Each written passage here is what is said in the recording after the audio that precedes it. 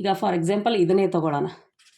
3/4 1/4 ಇದೆಯಾ? ಇವಾಗ ಏನಿಲ್ಲ, ಜಸ್ಟ್ ನೀವು ಕ್ರಾಸ್ ಮಲ್ಟಿಪ್ಲಿಕೇಶನ್ ಮಾಡ್ಕೊಂಡು ಬರ್ಕೊಳ್ಳಿ.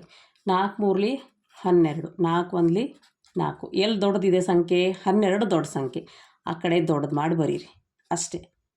ಎರಡನೇದು ನೋಡೋಣ. 2/5 2/3. ಇಲ್ಲಿನೂ ಕ್ರಾಸ್ ಮಲ್ಟಿಪ್ಲಿಕೇಶನ್ ಮಾಡ್ಕೊಂಡು ಬರ್ಕೊಳ್ರಿ. 3 2 6, 5 2 10. ಯಾವ ಕಡೆ ದೊಡ್ಡದು ಬಂತು? 10 ದೊಡ್ಡದು, ಈ ಕಡೆ ದೊಡ್ಡದು ಮಾಡಿ ಹಾಕಿ ನೋಡಿ. ಹಾಗೆ ಇದನ್ನು ನೋಡೋಣ. 3/4 4/5. 5 3 15, 4 4 16. ದೊಡ್ಡದೆಲ್ಲಿದೆ? 16 ಈ ಕಡೆ ಇದೆ. ಹೀಗೆ ಮಾಡಿ ಹಾಕಿದರೆ ಡಿನ್ನರ್ಸ್ ನೋಡಿ ಕರೆಕ್ಟಾಗೇ ಬಂದಿದೆ ಆನ್ಸರ್ ನಾವು ಮಾಡಿದ್ದಕ್ಕೂ. ಈ ರೀತಿ ನಾವು ಹೋಲಿಕೆ ಮಾಡೋದಕ್ಕೆ ಇಷ್ಟು ಟ್ರಿಕ್ ಯೂಸ್ ಮಾಡಿಕೊಂಡ್ರೆ ಸಾಕು. ಇನ್ನೂ ಜಾಸ್ತಿ ಎಕ್ಸಾಂಪಲ್ ನೋಡೋಣ.